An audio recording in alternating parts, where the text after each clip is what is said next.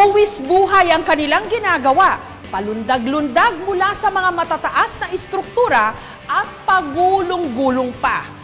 Parkour kung tawagin, na ayon sa iba, isa ng sport.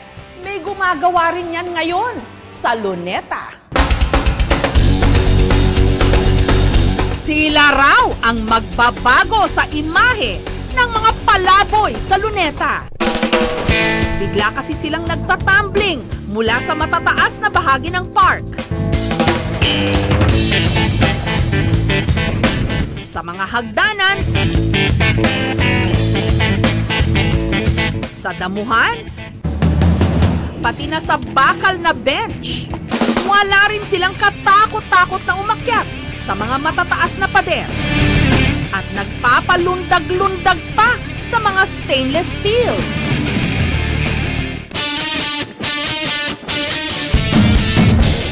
Ang magbabarkadang JP, 11 anyos.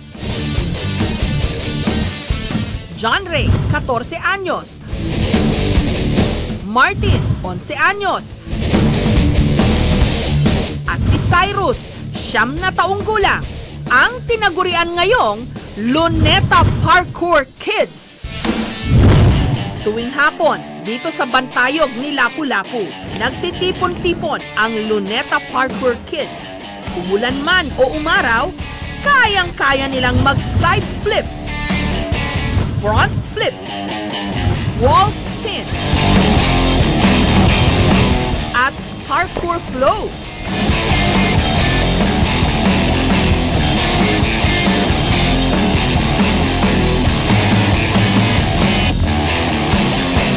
Sa Pinas, hindi pa siya consider as sport talaga.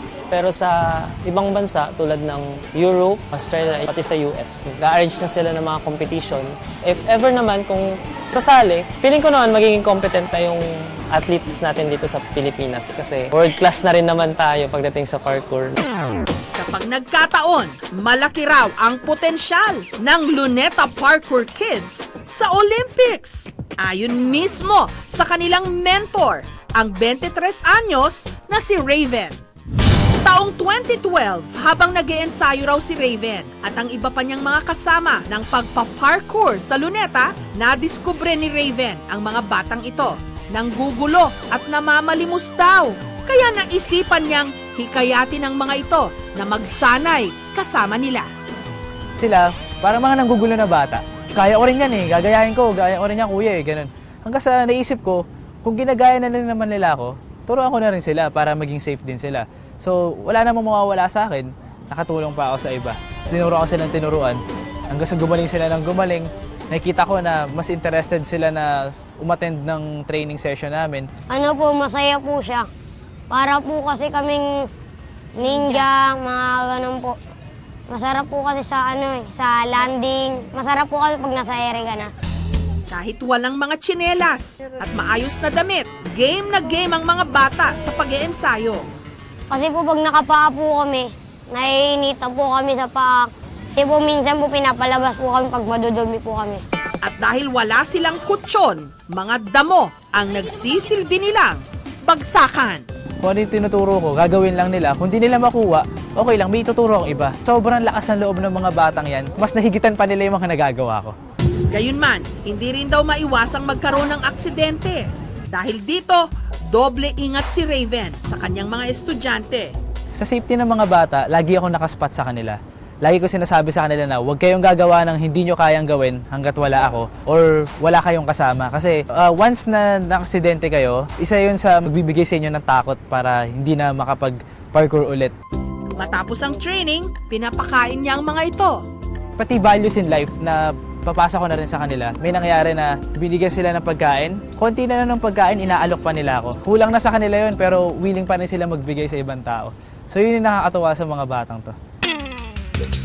Bilib si Raven sa husay ng Luneta Parkour Kids. Pero ang higit daw, nakahanga-hanga sa kanila kung paano sila nananatiling matatag sa hirap ng kanilang mga pinagdaraanan. Dito sa kahabaan ng TM Calao, naglalagi ang pinakamahusay raw sa Luneta Parkour Kids na si JP. kasama ang kanyang kuya. Ang kanilang tahanan, ang pedicab na ito na ipinapasada ng kanyang kapatid. May iba ko po kapatid, nandoon po sa papa ko. May watak-watak po kami. Naghiwalay po sila. Nagkaroon po sila ng sarili nilang asawa. Tapos nagkaroon yung papa ko ng anak sa stepmother ko. Yung mama ko naman nagkaroon din ng anak sa stepfather ko. Iniwanan po kami sa kalye. Mahirap po, lalo na pag umuulan. Pag umuulan, walang makuhayan ng karton. Didiskarte kami. Kahit mabasa kami, makapagab na kami ng karton. Tapos mag-ibihis na lang ulit, tapos matutulog na. Dahil wala silang tirahan, madalas daw na nahuhuli ng mga tiga-DSWD si JP. 3 beses ng araw siyang labas-masok ng Boys Town. May po ako, labas po ako ng sidecar na tulog. Hinuli po kami ng DSWD. Binabiyayan nila po kami ng Marikina Boys Town. Dati po mabalik-balik dun sa DSWD. Hinuli nila kami. 2014 hanggang 2016, dinadampot pa nila kami. Sinasabi ko po sa kanya na hindi naman pwede na dito lagi tayo sa kalye. Magsikap ka para makaahon ka sa Kasi ako, okay lang ako rito. Ikaw lang yung iniintindi ko eh. Sabi ko sa kanya. Kaya pagsikapan mo para sakaling mawawala mo. Kasi hindi naman panghabang buhay na sa tabi mo ako eh. Mawawala't mawawala rin ako eh. Kaya magmula nung naengganyo raw si JP sa pagpaparkour, imbes na magpalaboy-laboy, maghapon na lang daw siyang nagsasanay. Nakakalimutan ko po yung mga problema ko. Na yung dinadaan ko na lang po sa parkour. Di ako naging malungkot, salo po ako nagiging masaya. Grade 1 lang ang inabot ni JP. Ang kanyang pangarap, napakasimple lang, makapagtapos ng high school. Kahit makatapos lang ako ng high school, kung kakayanin, pwede rin ako mapagtapos ng pag-aaral ko kaya. Gaya ni JP, grade 1 lang din ang natapos ni Martin. Mga barker ng jeep ang kanyang mga magulang. Labas-masok din daw siya sa Boys Town. Ayaw niya raw doon. Kumakas nga minsan dahil ayaw daw niyang malayo sa kanyang pamilya. Una, nakahiga ako. Tapos dinampot ako, dinala ako doon. Tapos sinundo ako ng mama ko sa Boys Town. Ayun, tapos pag ko, tumagal-tagal, nahuli na naman ako, naglalakad. Tapos yun, tumakas ako kasama ng papa ko. Namimiss ko magulang ko eh. Lahat po gagawin ko para kay Martin. Mabait po yan. Wala pong pwedeng manakit dyan kahit sino. Dahil hindi ko po yan sinasaktan. Kaya pag nahuli po yan, gumagawa ko ng paraan para ma-release kagad yan. Kasi alam ko rin yung nararamdaman niya eh. Makamama pa rin yan eh hanggang ngayon. Pangarap daw niyang maging seaman, katulad ni Raven. Mag-aaral po ako ng mabuti, mama. Hindi po ako i-stop. Basta paaralin niyo na nga mabuti. Ang pinakamatanda naman sa grupo na si John Ray, tiga Quezon City pa. Dumarayo rito araw-araw. Namamasahe sa jeep, makapunta lang sa Luneta. Kasi malit pa po ako, hindi po ako sanay sa kanila, lumalayas po ako. Pupunta Luneta.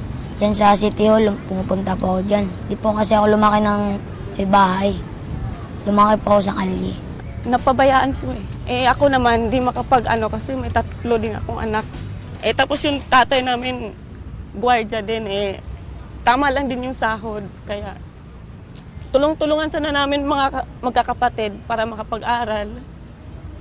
Hindi namin alam kung saan kami magsisimula kasi dito po ba sa Manila, mahirap po kasi.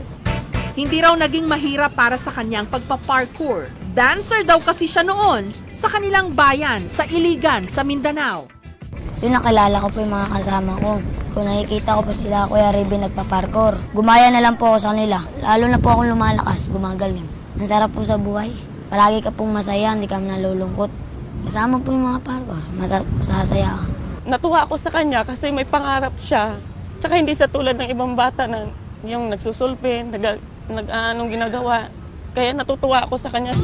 Ang bunso sa kanilang 4, si Cyrus, na grade 4 ngayon.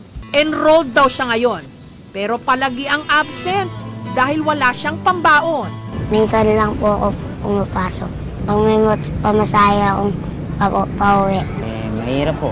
Minsan, pag nahuli kami, hindi kami kumakain kasi wala yung paninda namin. Naka-stock dun sa pinaka-presinto Minsan po binibigyan po ako ng tatay ko ng pangkain pag wala akong kinikita sa tindahan. Minsan, sakto lang talaga Minsan nalulubog pa ako, nangungutang pa ako ng pampunan ng sigarilyo.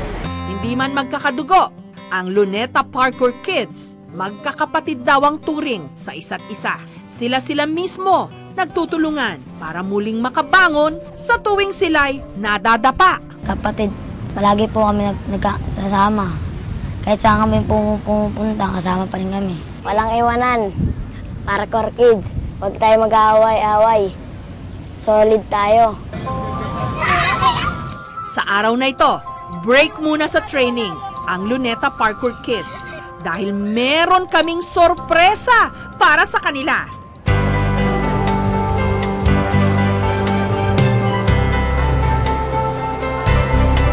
Binilhan namin sila ng mga bagong damit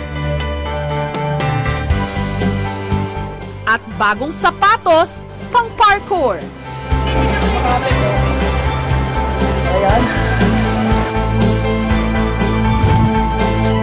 Maraming salamat po sa Jessica Soon. Nabigyan niyo po kami ng damit, sapatos. Makakaayos na po kami sa pag-training. Di na po kami sasawin ang mga gwardiya. Kasi po malinis na po kami. Maraming salamat po. Alam niyo ba yung sa academy? Opo. Gusto niyo ba makanood din? Opo. Gusto po namin kasi makapunta ron. Kasi po, di po kami nasanay mag-training sa malalambot. Nasanay po kami sa matitigas na lupa. Doon po kami nasanay kaya po. Pero mas masaya pa po pag pumunta ron. Dinala namin sila sa Ninja Academy Training Center para sa mga gustong mag-parkour. Muling nagpakitang gilas sina JP, John Ray, Martin at Cyrus.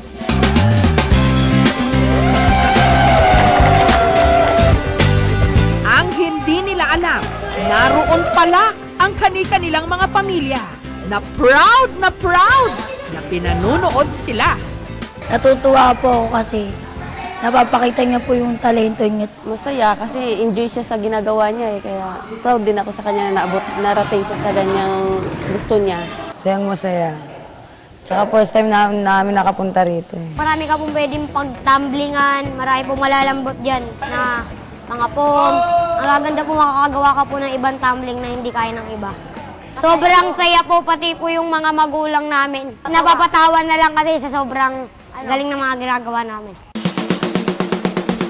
Sabi nga nila, ang problema, dinadaanan lang, hindi tinatambayan.